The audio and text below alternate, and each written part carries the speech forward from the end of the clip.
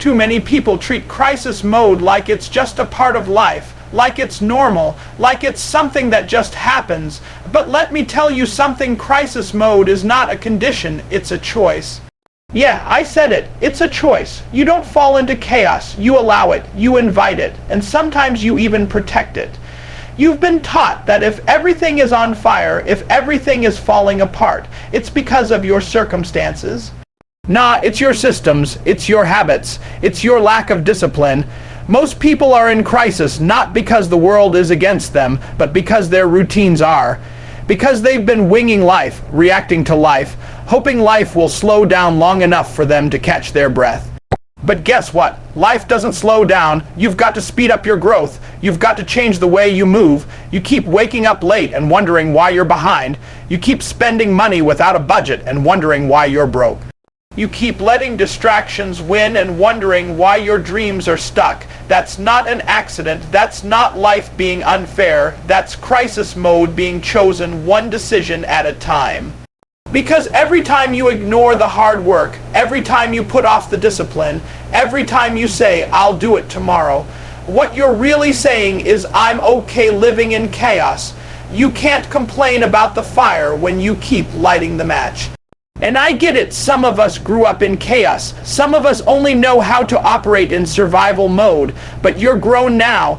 You've got a mind, you've got power, you've got the ability to choose a new standard. You don't have to keep repeating what broke you. You can build something new, but you've got to stop lying to yourself. You've got to stop blaming everything except your habits. The truth is, most people don't fear crisis, they're comfortable in it. They know how to function when everything's falling apart. They know how to hustle when the deadline is today. They know how to scramble when the bill is due tomorrow. But ask them to live in peace. Ask them to prepare in advance. Ask them to stay consistent when nothing is urgent. They fall apart. They don't know how to thrive, only how to survive. And that's not living. That's not abundance. That's bondage. You were not born to live in a constant state of emergency. You were born to create order, to command your day, to lead your life, not chase it. But if you want that kind of life, you've got to kill the mindset that keeps you in crisis mode.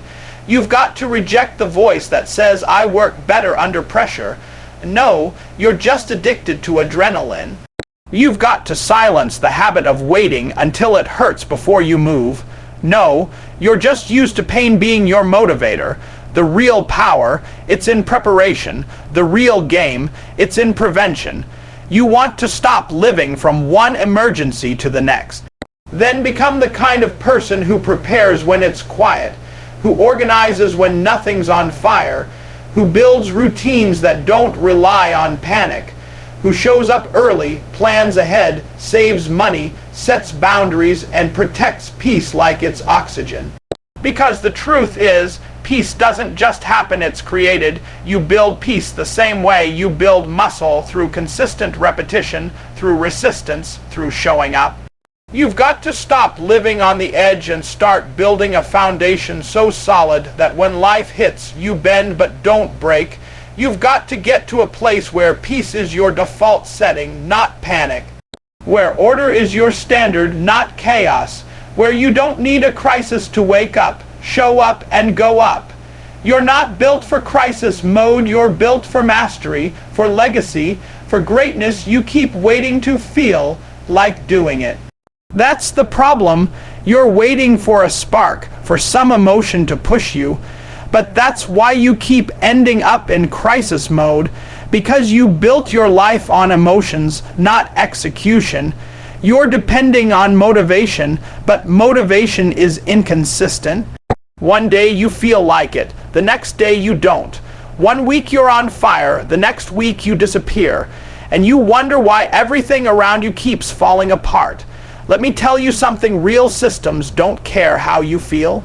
Discipline doesn't check your mood before getting to work. And success doesn't wait until you're inspired. The people who live free, who stay out of panic, they're not driven by mood. They're driven by structure.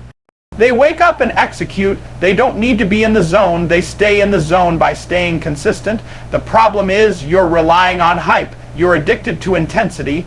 You want the big moment, the loud motivation, the deep quote, the chills. But let me be real, growth isn't sexy. It's silent, it's boring, it's repetitive. The stuff that keeps you out of crisis is the stuff you do when nobody's watching. The routine, the checklist, the habit. You don't need more passion, you need more process. Because when things go wrong, and they will, your feelings won't save you, but your systems will. When your back's against the wall, you don't rise to the level of your dreams, you fall to the level of your habits. That's why so many people are always playing catch up. Because they never built the system. They've got talent. They've got potential, but no structure, no rhythm, no discipline, and so they burn out. They crash, they break under pressure, not because they couldn't handle the work, but because they never built the base. See, discipline is the quiet guardian of your future. You don't see the benefits right away. But one day life hits, one day the chaos comes, and while everyone else is scrambling, you're steady. While others panic, you pivot, because you've got structure, you've got a system. That's why you've got to stop winging your life. You've got to stop hoping things will just work out. You've got to build a process so strong it carries you when your motivation disappears. You've got to put rituals in place that don't care how you slept, how you feel, or what's going on in the world. The moment you stop relying on your emotions and start relying on your systems, that's the moment crisis mode loses its power over you. Let's talk about habits for a minute. Your habits are either building a ladder or digging a hole. Every time you hit snooze, you're choosing the hole. Every time you skip the plan, you're choosing the hole. Every time you say, I'll do it later, you're choosing the hole. But every time you follow through, every time you show up tired, every time you stick to the schedule, you're building that ladder. And one day, that ladder becomes your escape. That ladder becomes your exit out of panic, out of pressure, out of breakdown. But it doesn't get built overnight. You don't build it when the storm hits, you build it before, because by the time the storm comes, it's too late to start preparing. You've either got the system in place, or you're going to get buried under the weight of everything you didn't do yesterday. People ask, how do I stay consistent? You make it non-negotiable. You don't leave it to chance. You don't treat your success like a suggestion. You automate it. You plan it. You lock it in. You create an environment where winning becomes normal, not rare. That's the difference between those who keep falling into crisis mode and those who never touch it. One reacts, one prepares, one waits to feel ready, the other creates readiness through routine. And if you really want to win, if you want to live in peace, in flow, in freedom, then you've got to get addicted to discipline. You've got to stop chasing emotions and start building systems. Because systems will save you when motivation leaves the room. You wake up every day playing defense, running behind, reacting to every problem that pops up, fixing things last minute, apologizing for being late, for missing deadlines, for forgetting appointments. You live your life like a firefighter jumping from one emergency to another, from one fire to the next, and you think you're doing something. You think that's hustle. You think that's effort, but it's not strategy. It's not growth, it's not power, it's survival, and survival is not success. You weren't put here just to react to life. You were built to create it, to shape it, to lead it. You keep trying to manage the chaos, but the real question is, why does the chaos exist in the first place? You're not in a storm, you're stuck in a cycle. And cycles don't break with effort, they break with elevation. You don't solve this by running faster. You solve this by thinking higher. You've got to stop trying to be a better firefighter and start becoming a better architect. A builder, a designer. You don't see crisis mode in the lives of high-level thinkers because they've already accounted for the things you're still reacting to. They've already planned what you're still panicking about. While you're running around trying to fix what's broken, they're building systems that don't break. You keep asking how to manage stress better. They're designing lives that don't produce unnecessary stress. You're managing chaos, they're eliminating it, and that's the shift from reactive to proactive, from chaos to clarity, because greatness isn't about what you can survive, it's about what you can prevent. You've got to become obsessed with structure. You've got to get serious about your calendar. You've got to put systems in place that protect your time, your energy, your peace. You think it's strong to be able to handle 100 things at once. No, real strength is knowing how to eliminate 90 of those things because they don't belong in your life in the first place. Real strength is building a life where your peace doesn't have to be rescued every week. Real strength is design, it's intention, it's waking up knowing what matters most and blocking out what doesn't. When you don't have a plan, everything feels urgent. Every little distraction feels like a disaster. But when you lead your day like an architect, not a firefighter, you've already set the blueprint. You already know what's priority and what's noise. And when you know that, you move different. The truth is, you don't rise to the level of your ambition, you fall to the level of your structure. And right now, your structure's broken. You keep trying to do big things with small habits. You keep talking about goals with no game plan. You keep setting expectations with no foundation. And every time life tests you, it exposes the lack of structure underneath. That's not failure, that's feedback. Life's not punishing you. It's showing you the gap between your vision and your systems. If you're tired of crisis mode, don't just work harder, work smarter, get intentional. Build infrastructure around your vision. Treat your peace like a business. Guard it, schedule it, scale it. Don't just hope your day goes well, design it so it has to go well. Stop letting life bully you around. Stop being available to every distraction, every fire, every drama. You've got to become unavailable to chaos. You've got to start saying no to the things that don't serve the blueprint.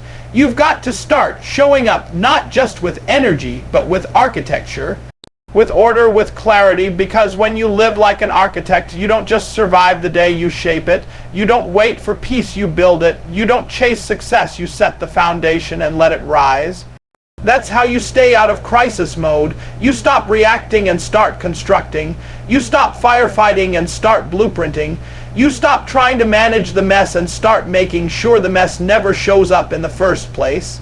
Crisis doesn't always start with what's going on around you most of the time. It starts in your mind. Long before anything collapses on the outside, something is already breaking down on the inside. That stress you're feeling, that overwhelm, that sense that everything's falling apart, it didn't begin with the situation, it began with your thoughts.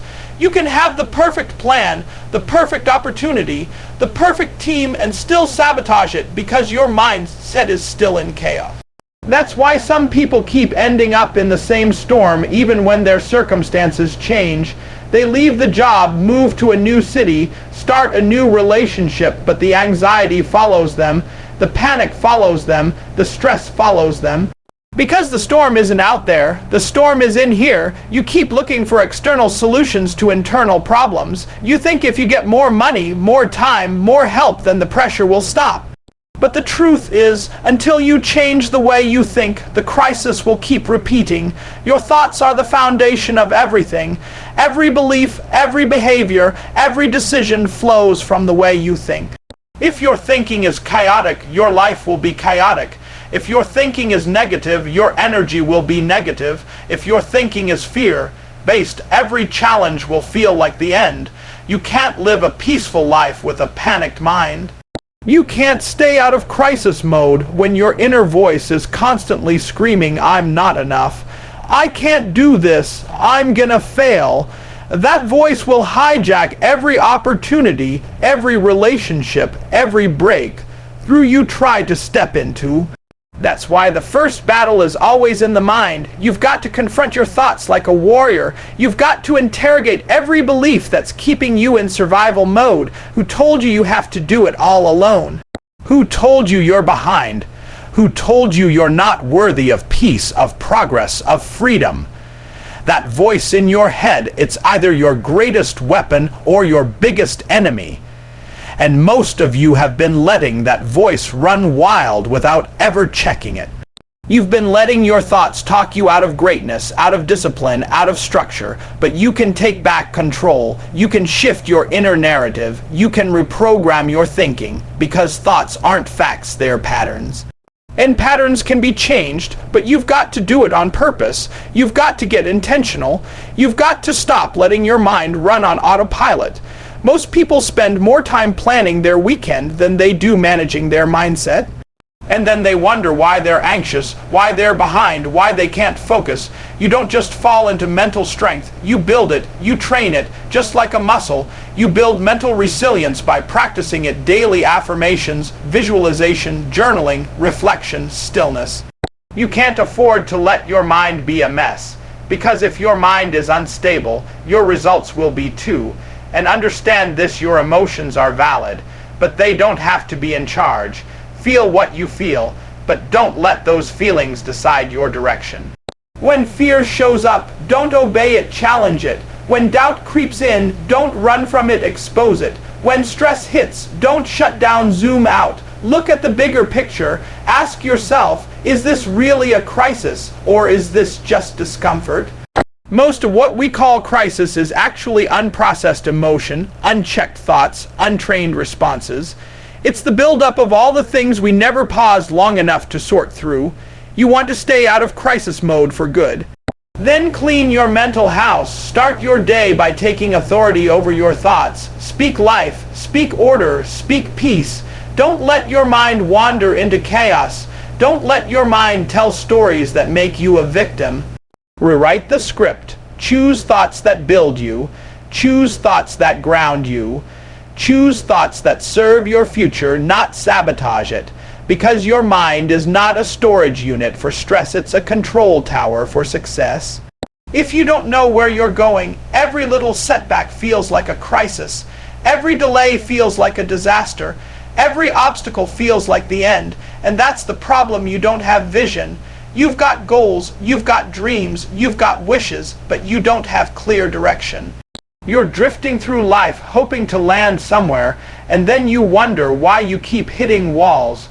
When you operate without vision, you panic over everything because you don't know what's worth fighting for and what's just noise. You can't distinguish between urgent and important, between pressure and purpose, because you haven't locked in on where you're really trying to go. A clear vision doesn't just tell you what to pursue, it tells you what to ignore. And if you don't get that straight, you'll stay in crisis mode for the rest of your life. You keep waking up responding to life instead of creating it, checking your phone before you check your priorities, answering every call, every text, every demand before you've even asked yourself what you need. That's not leadership, that's chaos. That's how you end up living someone else's agenda. You keep jumping at every opportunity, chasing every trend, trying to please everybody, and it's leaving you exhausted, distracted, and directionless. You can't afford to keep living without vision, because vision is what gives your hustle meaning. It's what gives your pain a purpose. It's what helps you stay calm in the storm. When you know what you're building, you don't get thrown off every time something breaks. You fix it and move. You adjust and keep going. Vision gives you peace, not because things don't go wrong, but because you're rooted in something bigger than the setback. Crisis mode is often just the result of a lack of clarity. You're overwhelmed not because you're weak, but because you're carrying everything. You're saying yes to too much, trying to do it all, trying to be everywhere, and it's killing your focus. You've got to get serious about what matters. You've got to eliminate the distractions.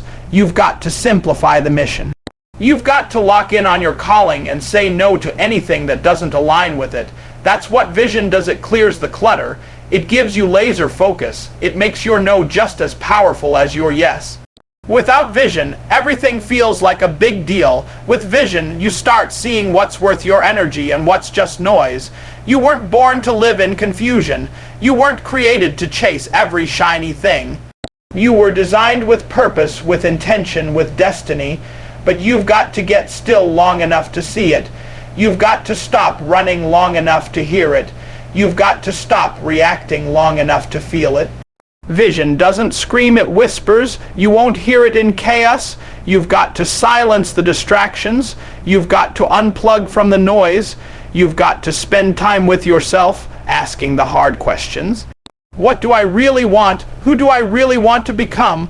What problem was I born to solve? And once you have that answer, once you get clear on the vision, that's when the game changes, because vision gives you endurance. It gives you power. It makes the pain make sense. You stop quitting when it gets hard because now you know what you're fighting for. When you don't have vision, life owns you. But when you have vision, you own your life. You don't get pulled into every fire, every drama, every emotional roller coaster because you've got bigger things to focus on. You stop panicking over setbacks and start seeing them as setups. You stop reacting and start recalibrating. You stop living in fear and start moving in faith, because vision is the cure for crisis. It doesn't remove the storms, it helps you navigate them. It doesn't make life easy, it makes it intentional. You want out of crisis mode. Don't look at your schedule, first look at your vision. Don't fix your to-do list, fix your why, because once you know where you're going, the chaos loses its grip. You stop being moved by pressure and start being moved by purpose. You keep waiting for someone to come save you, waiting for the right person to believe in you, the right mentor to discover you, the right moment to rescue you from your chaos.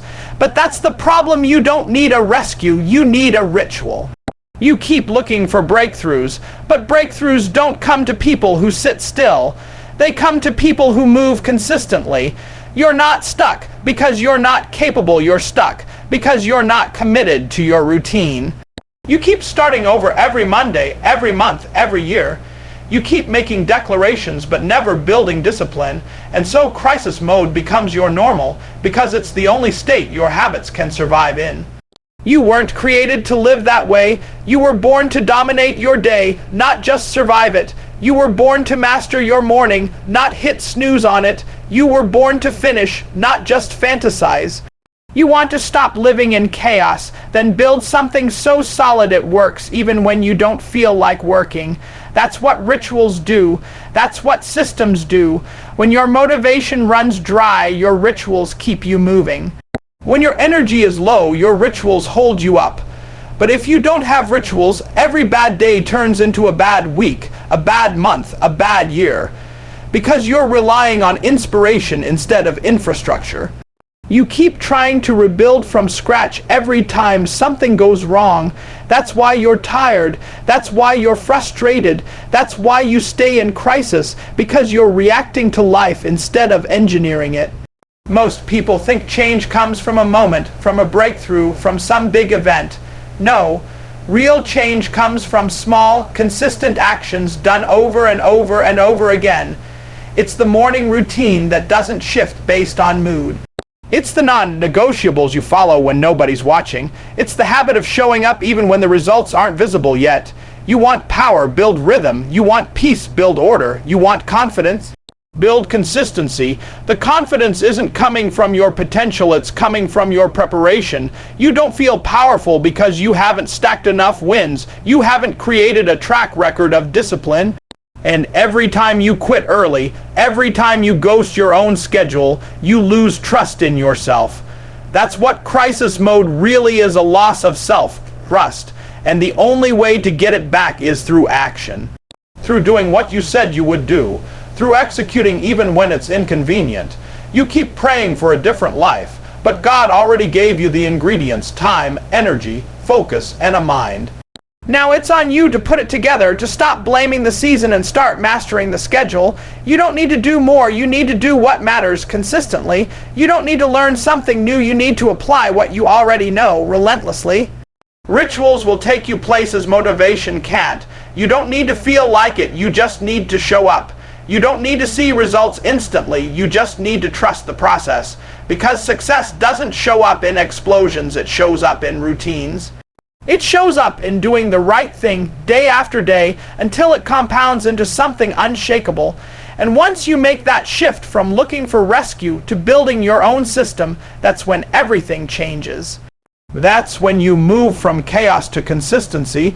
That's when you become unstoppable, not because life got easier, but because you got structured. Because now you're not waiting to be saved, you're saving yourself every single day with the rituals that don't negotiate with excuses.